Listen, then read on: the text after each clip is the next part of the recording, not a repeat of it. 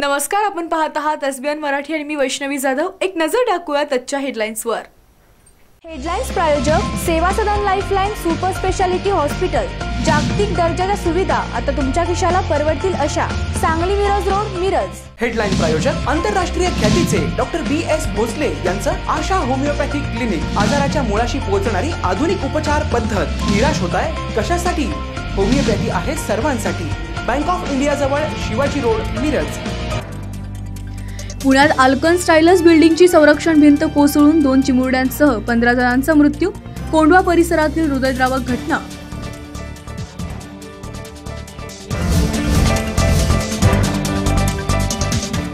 पुण्यातील मृत मजुरांच्या नातेवाईकांना 5 लाख तर जखमींना 25,000 रुपयांची मदत। बिल्डर कॉन्ट्रॅक्टरसह 14 जणांविरोधात सदोष मनुष्यवधाचा गुन्हा।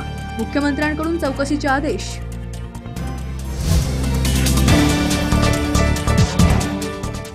जत तालुक्यातील पाणीपट्टी भरलेल्या शेतकऱ्यांसाठी म्हैसाळचे पाणी सोडा, अन्यथा वेगळा विचार करावा लागेल।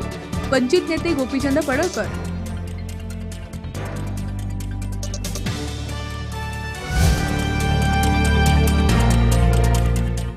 राज्यभरात मुसळधार पावसाने लावली हजेरी। अनेक ठिकाणी रस्त्याला आले नाल्याचे स्वरूप, तर चांदोली धरण परिसरात अतिवृष्टी, जनजीवन विस्कळीत।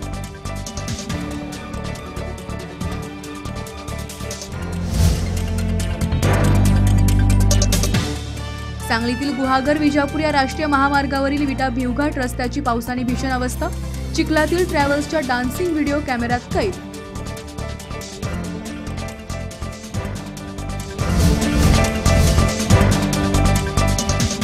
आषाढी यात्रेसाठी पंढरपुरातील विठ्ठल मंदिराला आकर्षक विद्युत रोषणाई। मंदिराला राजवाड्याची सजावट। यात्रेसाठी येणाऱ्या भाविकांना पर्वणी।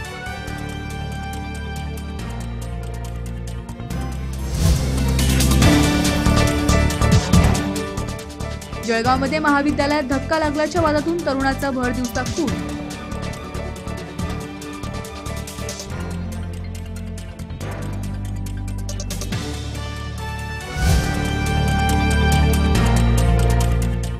महाराष्ट्राच्या काँग्रेस नेत्यांची दिल्लीत राहुल गांधींसोबत बैठक। विधानसभा निवडणुकीच्या चर्चा अपेक्षित। नाना पटोले यांचा काँग्रेस किसान सभेच्या अध्यक्षपदाचा राजीनामा।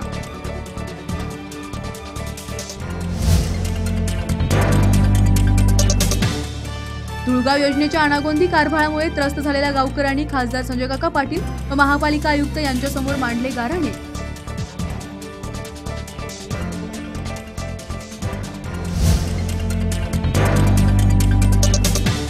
मिरजेत त्या तरुणीने तब्बल 18,000 रुपयांचे पाकीट भर पावसात थांबून मालकाला केले परत। मुलीच्या चिकाटी आणि प्रामाणिकपणाबद्दल सर्वत्र कौतुक।